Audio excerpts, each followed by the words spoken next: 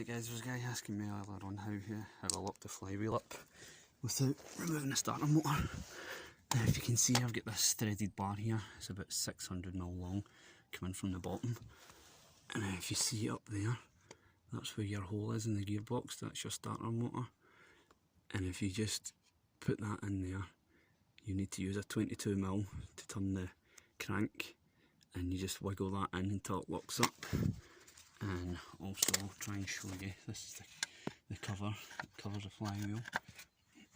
You can just see in there, hopefully if I move my fingers, you can just see in there. No, maybe not. Try and turn the light on. If you look in there, you'll just see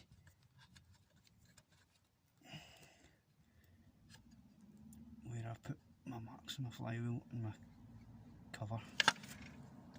But that's that locked up anyway. That's not going anywhere.